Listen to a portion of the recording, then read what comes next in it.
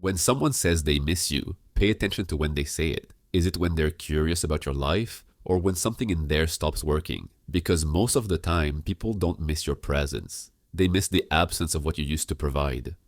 Here's the hard psychological truth. People don't miss people. They miss the role those people played in their lives. They miss what felt stable, what felt familiar, what made things easier. In most relationships, emotional roles form quietly. No agreement, no discussion. Someone becomes the listener, someone becomes the emotional regulator, someone becomes the safe place, and someone becomes used to that function being available. So when you leave or pull back or stop giving the same energy, what's felt as loss isn't emotional attachment, it's disruption. This is why people often claim they miss you, but make no effort to understand you. No curiosity, no reflection, no responsibility. Because they don't want connection restored. They want functionality restored. They want the role back, not the complexity of the person who played it.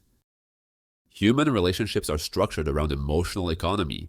Every interaction involves exchange, attention, regulation, validation, stability. Over time, these exchanges stop being equal. One person gives more emotional labor, they listen longer, they adjust faster, they absorb tension, they smooth conflict, not because they're weak, often because they're capable. But capability gets mistaken for obligation, and slowly a role forms. The relationship stops being two people interacting and becomes a system where one person stabilizes and the other relies. This isn't usually intentional, it's adaptive. As long as the system works, nobody questions it.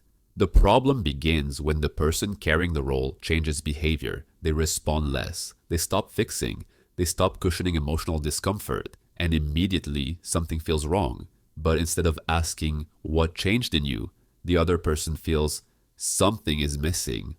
Because what disappeared wasn't affection. It was emotional service. This is why people often reappear after long silence. Not to reconnect, but to reaccess. They reach out when stress returns, when uncertainty rises, when no one else fills the role as efficiently, and they call that missing you.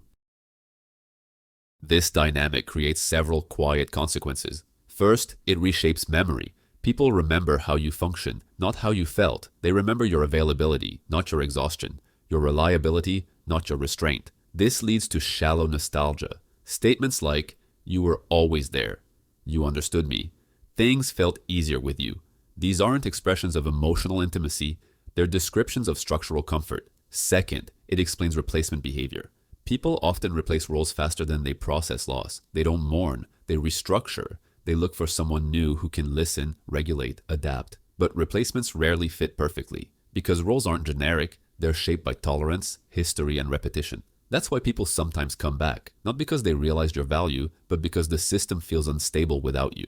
The third consequence is internal. When you realize you were missed primarily for your role, it forces a painful reassessment. You start asking, was I known or was I useful? And that question destabilizes identity. Some people respond by overperforming, trying to become indispensable everywhere. Others respond by withdrawing entirely, not out of bitterness, out of recognition. Because once you see that your absence causes inconvenience rather than concern, you understand what was actually being maintained. Here's the core psychological insight. Being missed and being valued are not the same thing. Missing often means something stopped working. Valuing means someone noticed you were gone. The difference shows up in behavior. Do they ask about your experience? Or do they talk about how things feel without you?